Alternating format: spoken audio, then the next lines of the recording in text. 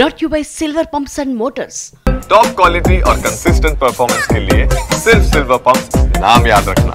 సవాళ్లు ప్రతి సవాళ్లతో తెలంగాణ రాజకీయం హీట్ ఎక్కింది. కాంగ్రెస్ ఇచ్చిన ఉద్యోగాలపై చేస్తున్న అభివృద్ధిపై చర్చకొచ్చే దమ్ముందా అన్న రేవంత్ సవాల్ను స్వీకరించారు కేటీఆర్. నాకు దమ్ముంది, చర్చించే ధైర్యం ఉంది, ప్లేస్ మీరు చెప్పినా సరే నన్ను చెప్పమన్నా సరే అంటూ ప్రతి సవాల్ విసిరారు కేటీఆర్. ఈ నెల 8న ప్రెస్ క్లబ్ లో చర్చకు రావాలంటూ డెడ్ లైన్ పెట్టారు. మరోవైపు కేటీఆర్ ప్రతి సవాల్పై స్పందించారు మంత్రులు. ప్రెస్ క్లబ్ కాదు, అసెంబ్లీలో చర్చకు సిద్ధం కావాలన్నారు.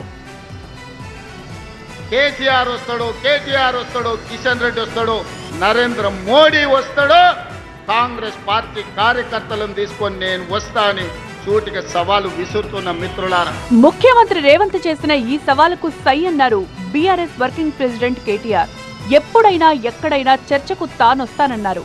ముఖ్యమంత్రి ముచ్చటపడుతుండు కాబట్టి ఇప్పుడైనా ఎప్పుడైనా ఎక్కడైనా మేము రెడీ చర్చకు. నేను ముఖ్యమంత్రి గారు పేరు తీసుకొని మరీ పిలిచిండు. కేసీఆర్ వస్తాడా, కేటీఆర్ వస్తాడా, రండి అన్నాడు. నీకు కేసీఆర్ అంత లేదు కానీ మేము చాలు నీకు. ప్లేస్ మమ్మల్నే చెప్పమన్నారు కాబట్టి ప్రెస్ క్లబ్ లో చర్చకు ప్రిపేర్ అయ్యి రావాలని రేవంత్ రెడ్డికి సూచించారు కేటీఆర్. నేను రెడీ, మా పార్టీ తరఫున నీ సవాల్ను స్వీకరిస్తూ ఉన్నాం. లేదంటే ఇంకొక ప్రతిపాదన, ఎందుకంటే ముఖ్యమంత్రి గారికి ప్రిపేర్ అయ్యేందుకు టైం పడుతుంది.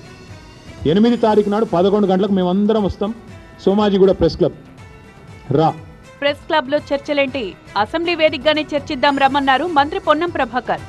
మీరు అక్కడ బహిరంగ చర్చకు పిలవడానికి అవకాశం కానీ అది సరి అయినటువంటి విధానం కాదు. నేను కేటీఆర్ గారికి చెప్తా ఉన్నాను, సవాల్ చేస్తూ ఉన్నాం.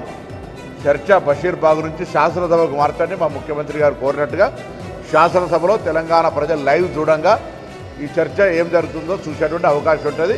తెలంగాణలో డెడ్ అయిన పార్టీ డెడ్ లైన్లు పెట్టి చర్చకు పిలవడం ఏంటంటూ కేటీఆర్ పై మండిపడ్డారు మంత్రి సీతక్క.